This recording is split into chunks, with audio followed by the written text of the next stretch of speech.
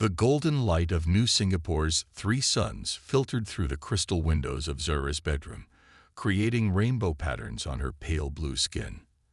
At 18 years old, she was supposed to be getting ready for her crystal binding ceremony, a sacred Aetherian tradition marking adulthood. Instead, she sat on her bed, trying to hold back tears as she heard her stepmother's heavy footsteps coming up the stairs. Madame Vex hadn't always been cruel. When she first married Zyra's father 3 years ago, she had seemed kind and caring. But that changed after father's death 6 months ago. The accident at his trading company's warehouse still didn't make sense to Zura. Her father had always been careful with the dangerous cargo they handled. The bedroom door slid open with a soft hiss. Madame Vex stood there, her modified human body enhanced with expensive cybernetics that made her tower over Zyra's delicate Aetherian frame. "Get up," she ordered. "We have an important meeting to attend." "But today is my crystal binding ceremony," Zyra said softly. "Father would have wanted." "Your father is dead," Vex snapped, "and his trading company is nearly bankrupt. Do you know how much it costs to maintain this lifestyle? To keep you in this fancy house in the human sector?" She walked closer, her cybernetic eyes glowing with an ugly red light. "It's time you made yourself useful." Zura stood up slowly, her crystalline skin catching the sunlight and sending tiny sparkles across the room. Among her people, such a display was seen as a sign of emotional distress. "What kind of meeting?" "You'll see."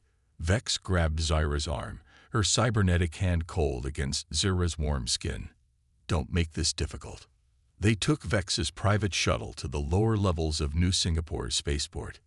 Here, away from the clean, bright upper levels where humans and Aetherians lived together in peace, the air was thick with the smoke from illegal refineries. Beings from across the galaxy crowded the dirty streets, many of them looking at Zura with too much interest.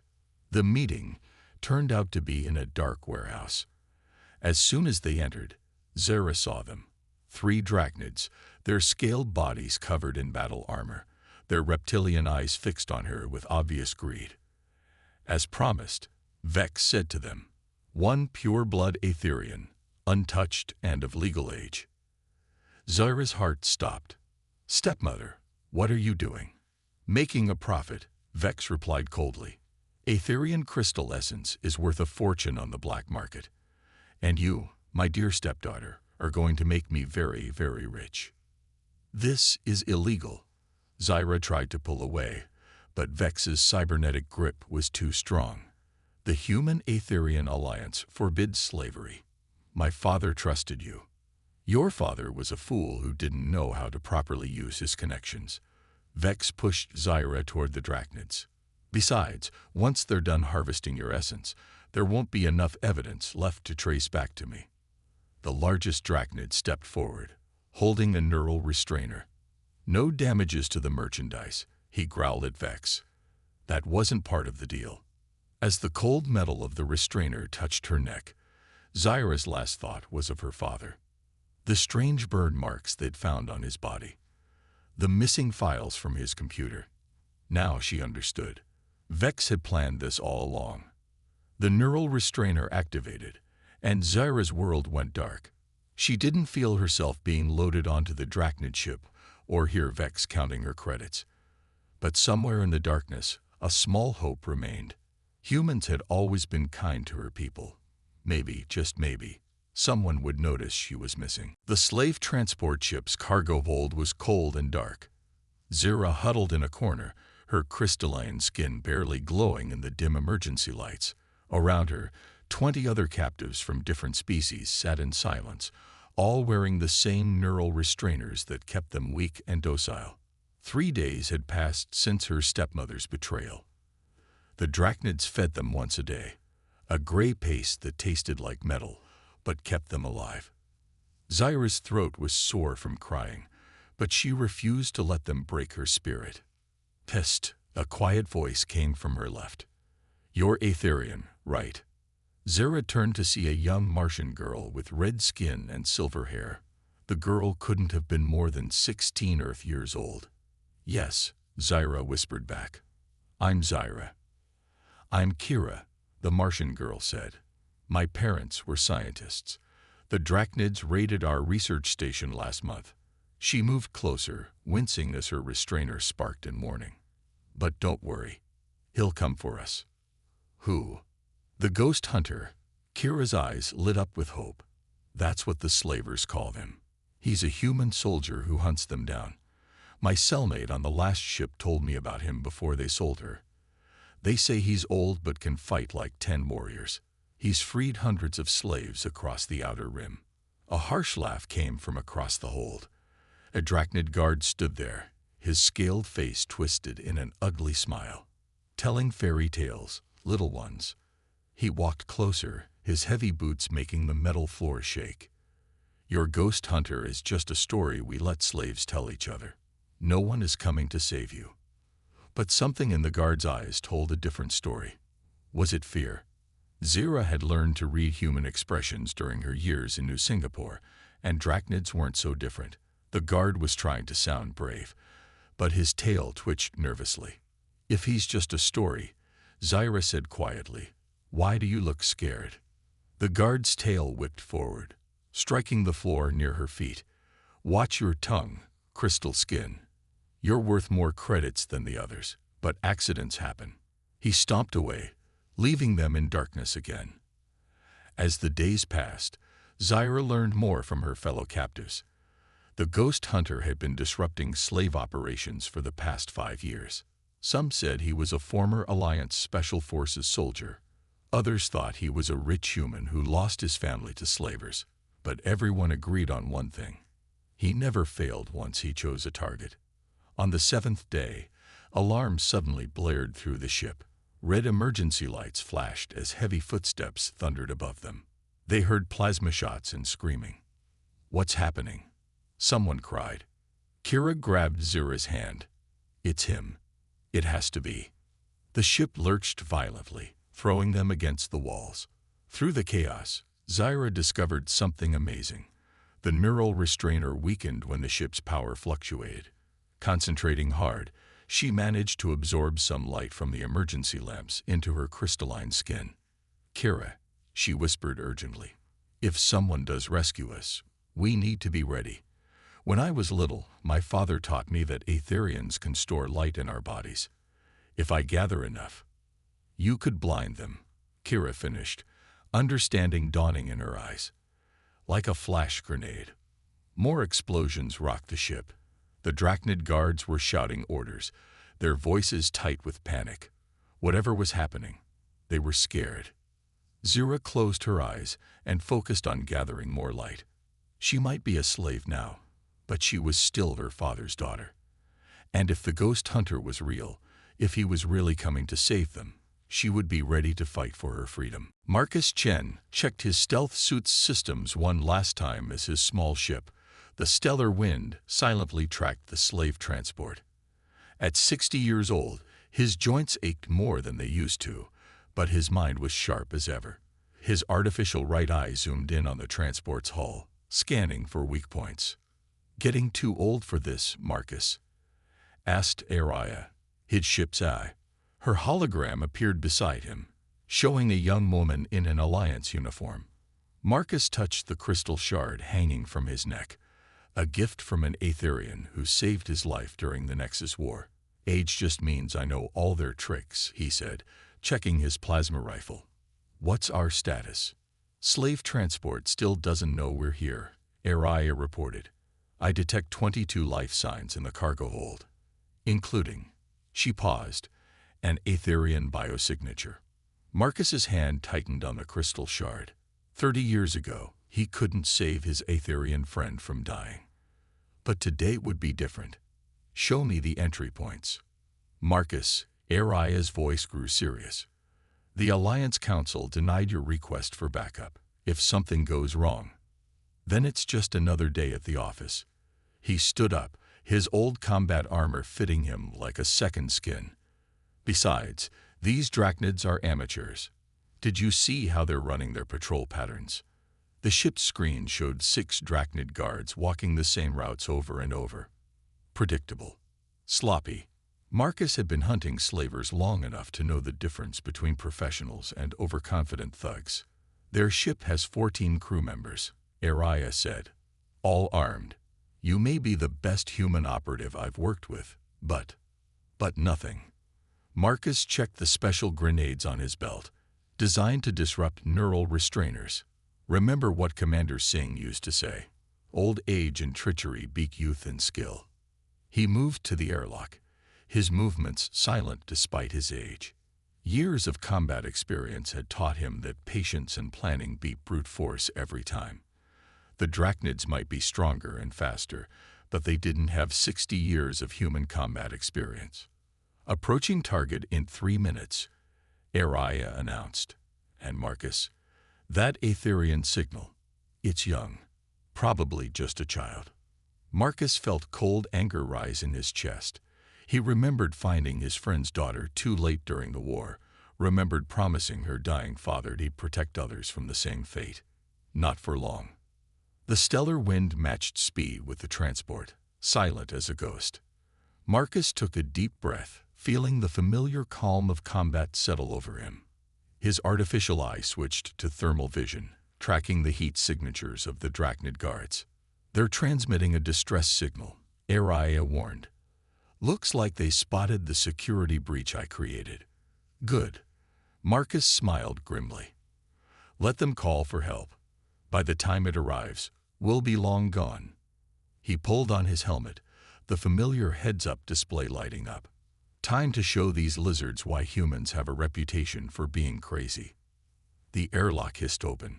Marcus launched himself across the gap between ships, his magnetic boots clicking softly against the transport's hull. Below him, the endless void of space stretched out, filled with stars. But he wasn't afraid. Humans had conquered their fear of space long ago. Starting the diversion in 3, 2, 1. Ariah's voice came through his helmet comm. Explosions rocked the far side of the transport. As alarms blared and guards ran to investigate, Marcus cut through the hull with his plasma torch. He might be old, but he had something the Drachnids would never understand.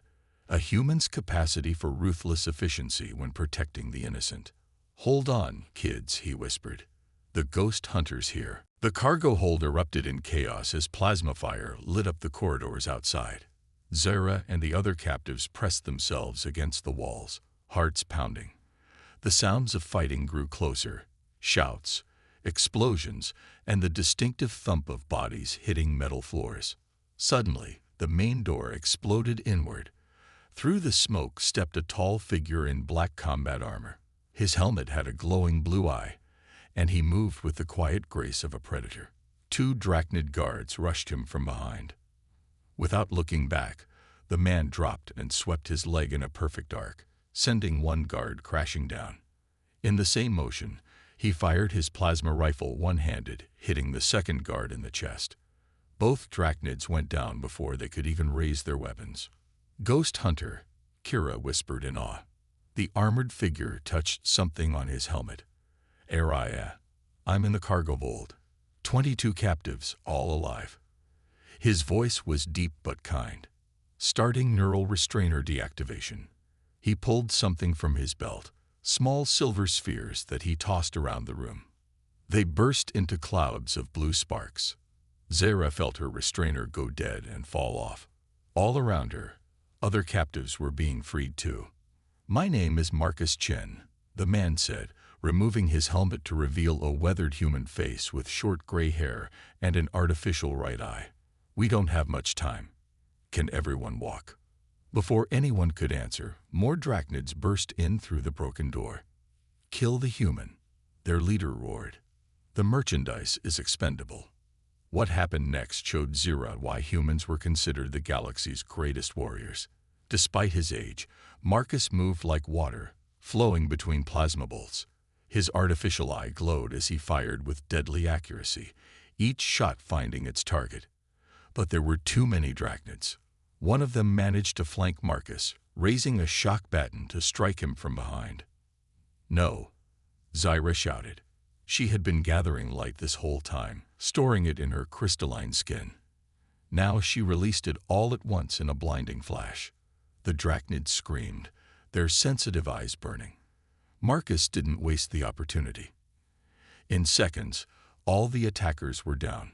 He turned to Zira, a look of surprise and respect on his face. "Quick thinking, young lady. You remind me of an old friend." "The ship's backup generators are failing." A female voice came from Marcus's comm unit. "We have 8 minutes before life support goes critical." "Everyone stay close," Marcus ordered, helping an injured Martian to his feet. "My ship is docked on level 2. We're getting out of here." They moved through the corridors as a group, with Marcus in front and Zira helping Kira at the rear.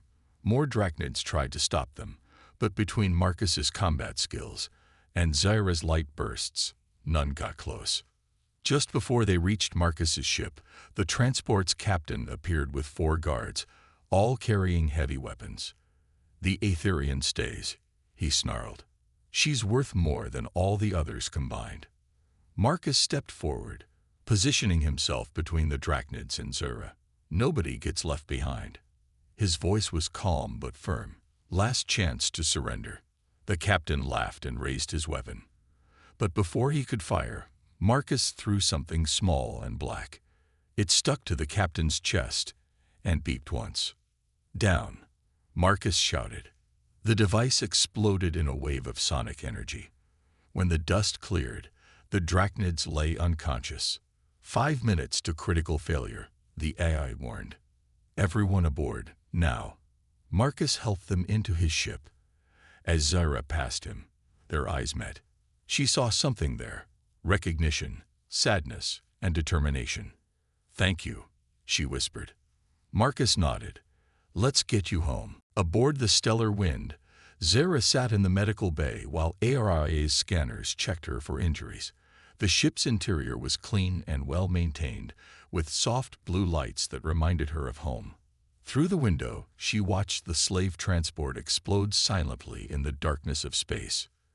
"Your crystalline structure is undamaged," Aria's hologram said, appearing beside her. "But you need rest and proper nutrition. The neural restrainer drained your energy reserves." Marcus entered the medical bay, now wearing simple black clothes instead of combat armor. He carried something in his hand, the crystal shard he wore around his neck. "How are the others?" "All stable," Aria reported. "I've contacted the Alliance. They'll meet us at Station 7 to help resettle the refugees." Zira noticed how Marcus kept touching the crystal shard. "That's Aetherian crystal," she said softly. "Like my skin." Marcus sat down beside her bed. "It belonged to my friend, Corin. He saved my life during the Nexus War, 30 years ago." His artificial eye dimmed slightly. "He made me promise to help others if he didn't survive." "Is that why you became the ghost hunter?" A sad smile crossed Marcus's weathered face. "Corin had a daughter about your age. We were too late to save her from slavers." He looked at Zira. "When ARIA detected your signal on that transport, I knew I had to act." Suddenly, warning lights flashed red. "Marcus," Aria's voice was urgent. "3 bounty hunter ships just dropped out of hyperspace. They're demanding we surrender the Aetherian." Zira's heart sank. "My stepmother," she whispered. "She must have hired them." "Well, she's about to learn why humans have a reputation for being stubborn." Marcus stood up, his movements smooth despite his age. "Aria, activate defense protocols." "Zira, can you still generate light bursts?" She nodded, her skin starting to glow. "But not as strong as before. I'm still weak." "Then we'll do this the human way, with brains over brawn." He helped her up. "Aria, show her to the gunner station. Those crystals in your skin should help you target their weapons." The next few minutes were intense.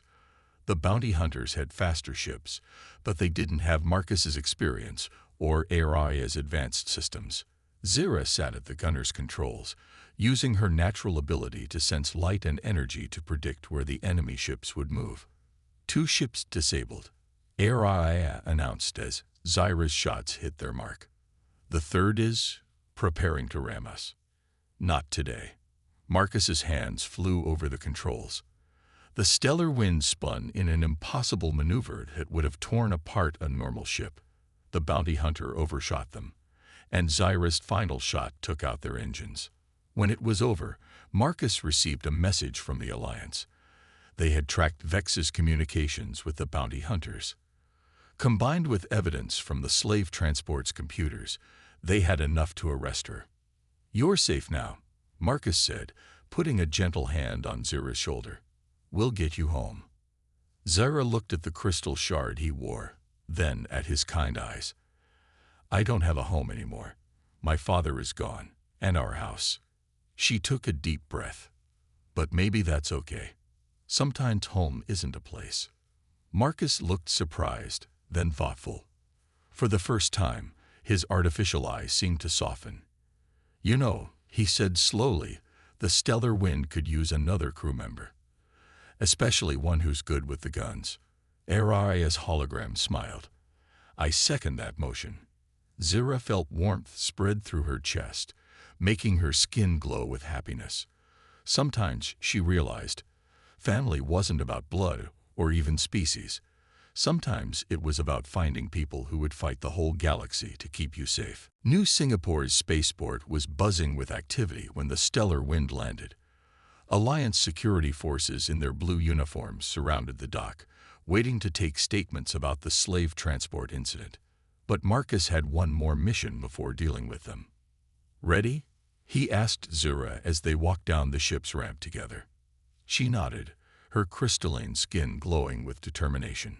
Over the past week, she had grown stronger, both in body and spirit. Ready to face her. They didn't have to wait long. Madame Vex stormed through the security line, her cybernetic parts gleaming. "There she is," she shouted, pointing at Zyra. "My poor stepdaughter, kidnapped by this criminal." But Vex's act didn't work this time. Marcus stepped forward, his artificial eye glowing as it recorded everything.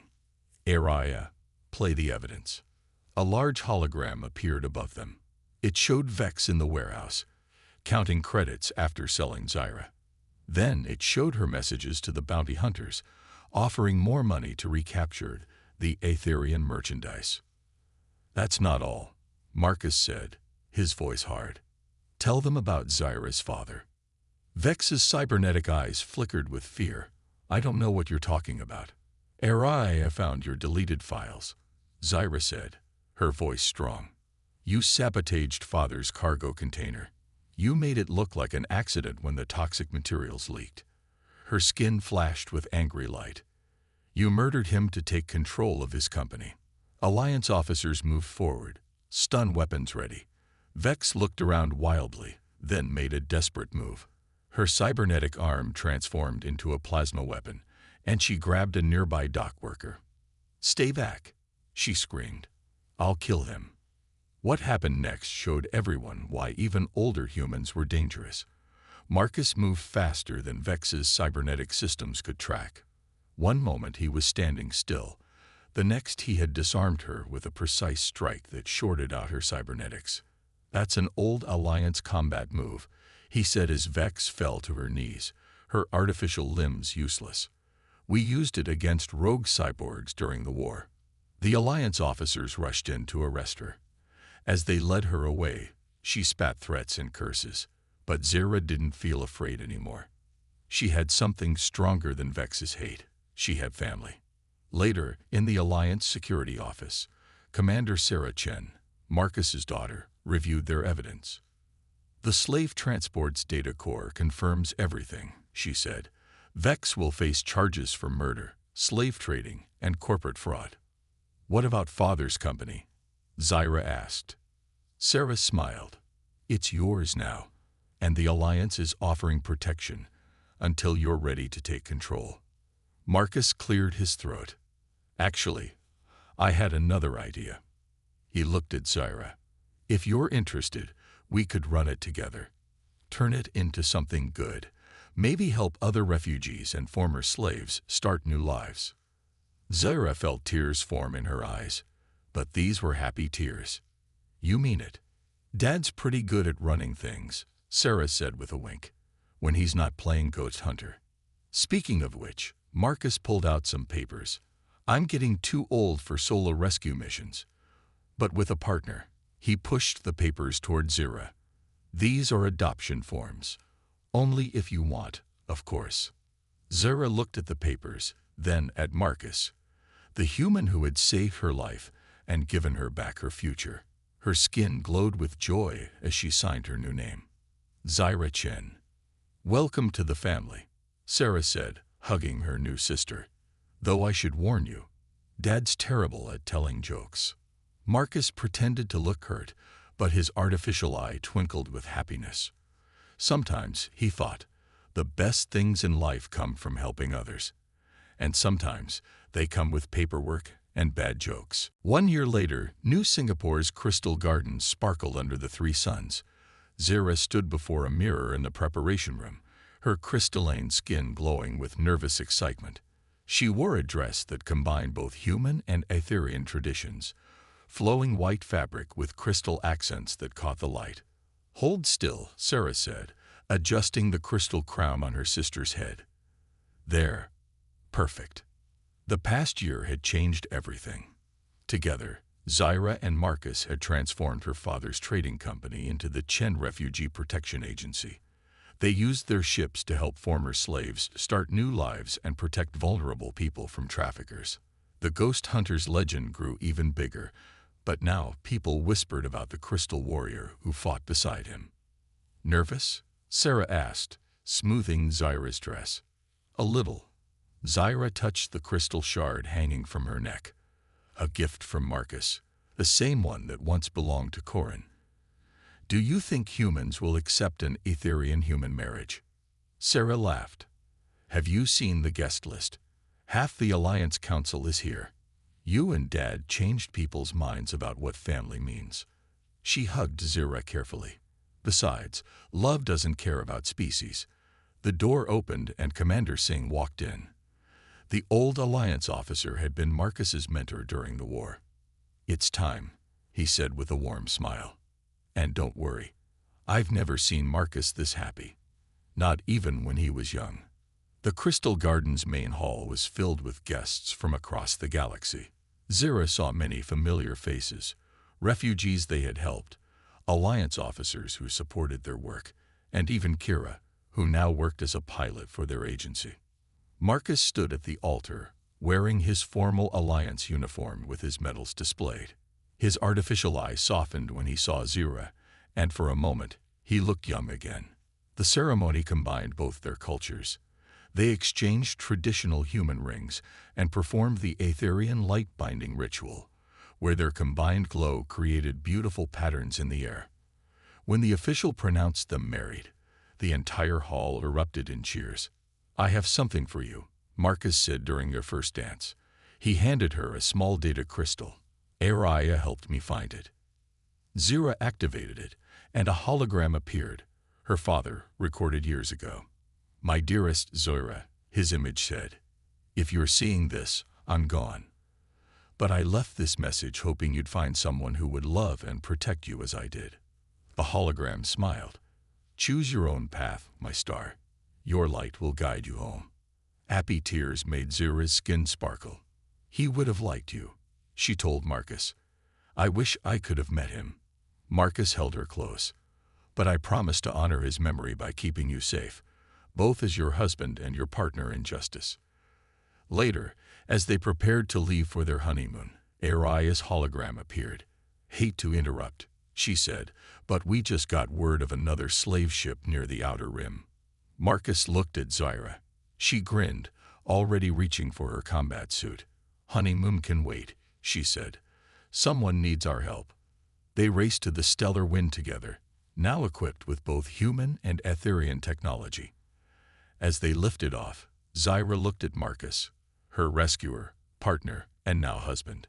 She thought about how far they'd come from that dark cargo hold where they first met. Ready, Ghost Hunter? She asked, charging up the ship's new crystal-powered weapons. Ready, Crystal Warrior, he replied with a smile. Together, they jumped to hyperspace, proving that the strongest bonds in the universe weren't about age, species, or blood. They were about choosing to stand together, fight for what's right, and love without boundaries. The legend of the ghost hunter now had a new chapter, and this one would last forever.